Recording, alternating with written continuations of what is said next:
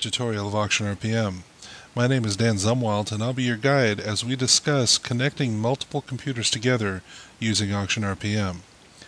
Now, the first thing we would want to state here is that we heartily recommend that you have somebody that has networking experience to do this work for you.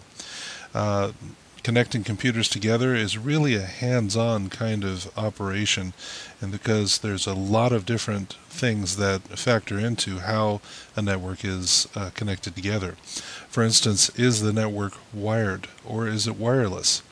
If you have a choice, we do recommend here at AuctionRPM a wired network, simply because a wireless network has some things associated with it that might not work out too well for you, such as a wireless network is inherently slower than a wired network. It's just the nature of the technology. Second of all, when you're using a wireless network, you sometimes are at the mercy of environmental factors. We had one customer, for instance, that called up. They were using a wireless network and they were having a lot of problems. Well, it turns out that they were conducting their auction very close to some high voltage power lines.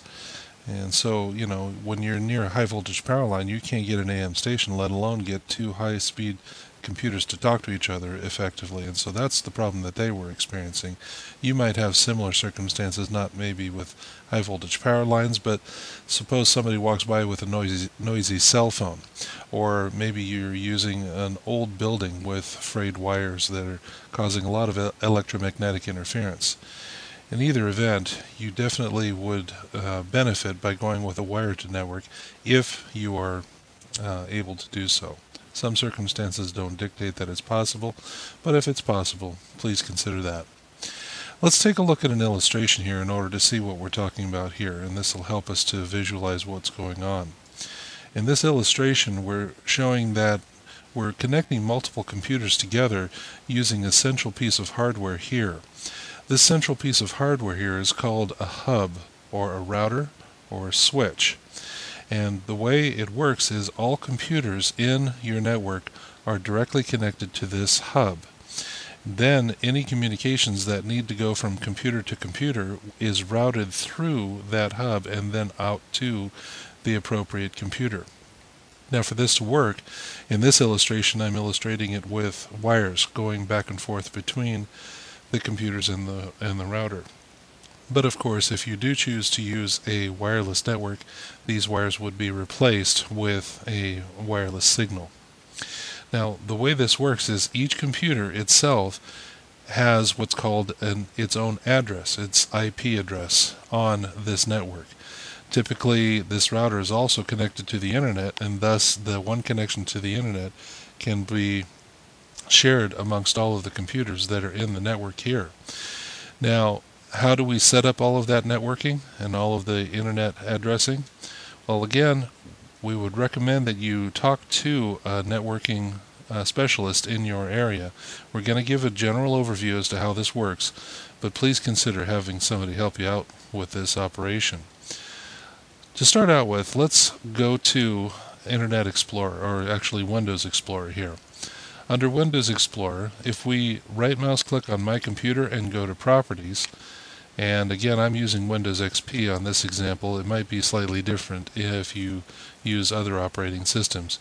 But in here, if I go to computer name, you can see here that my full computer name is Dan's Laptop, and the workgroup is Symmetric. That's the name of the workgroup that I've set up in our network here. If I wish to change this information, I would use this button right here to change the workgroup name and or the full computer name. One thing you would want to make sure of is that when you're setting up all of the different computers in your network here, you'd want to make sure that those computers, each one of these computers, are all working on the same workgroup. And so check that location in each of those computers and make sure that the workgroup is synonymous amongst all of the computers. Once you have set up the workgroup in each one of these computers, then on each one of the computers you would want to make sure that the IP address is set appropriately. If your router or your hub is a DHCP server, then you would want to make sure that each computer is set up so as to receive its IP address from the router. To do so, you would go into Entire Network, you would look at Entire Network or My Network Places. You would right mouse click on My Network Places and go to Properties. Then in this screen you would see the different connections to the networking that's available to that computer. You'd find the local area connection, right mouse click on it and go to Properties. That would produce this Properties window here, and then you would go down to Internet Protocol TCP/IP and go to Properties, and this is where you would set up the IP addressing.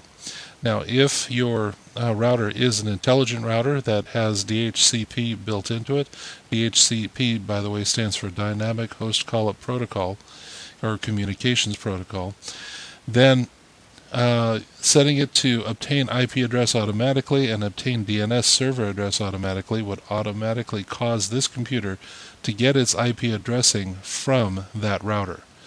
If your router is not an intelligent router, it's simply a hub, then you would need to set up your own IP addresses. For instance, you would set up an address such as 192.168.1.100. The subnet mask, you'd leave it 255s all the way across, and then you would hit OK.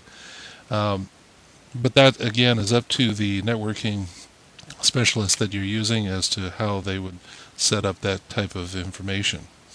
Now once these settings have been set up, then what you would do is you would want to go in and connect AuctionRPM to the auctionrpm.mdb that's on your computer that you're using as a housekeeper of the data. On that computer that you're using as the housekeeper of the data, you'll find under the C drive, once you've installed AuctionRPM, you'll find a folder in there amongst all of the folders on the C drive called RPM_data. Now that folder is a folder that contains the data that computer is creating and manipulating as you use AuctionRPM on that computer. What you're going to do is on all of the other computers, you're going to lock onto that copy of auctionrpm.mdb so that all computers, both the housekeeper computer and again using our illustration that we have here, the other three computers, both the housekeeper and the other three computers will all be using the same auctionrpm.mdb file.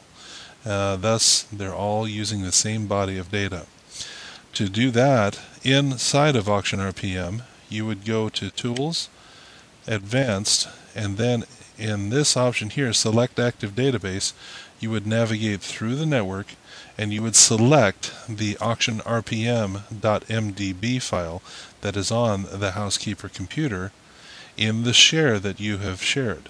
Now, like again, on that housekeeper computer, you would have shared the RPM_data folder that is on that computer, and then you would thus be able to have access to the auctionrpm.mdb file that's on that housekeeper computer. Anytime you want to see what database you're actually using on any installation of AuctionRPM, you can always go up to the Help menu and go to About.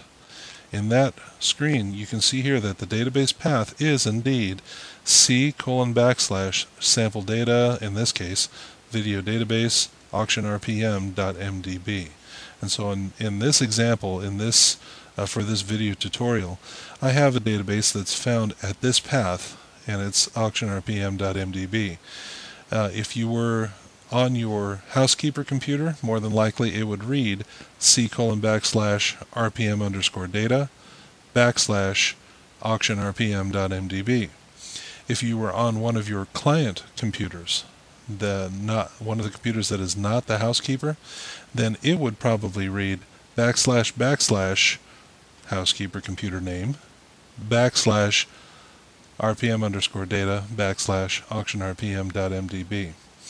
Now I know that all of this information that we've been discussing here is rather technical, and that's why at the beginning of this video I did suggest that that you have one of your local networking specialists take a look at this and help you with the setting up of this information in the setting up of the networking of your computers. You may want to have them review this video as they come in and set up the networking for you, so that you can go ahead and then have them set up the networking and then connect the computers together. If you have any questions or comments about this process, then please feel free to give our offices a call. The phone number is 209-588-1232. Appreciate you listening. Have a great day.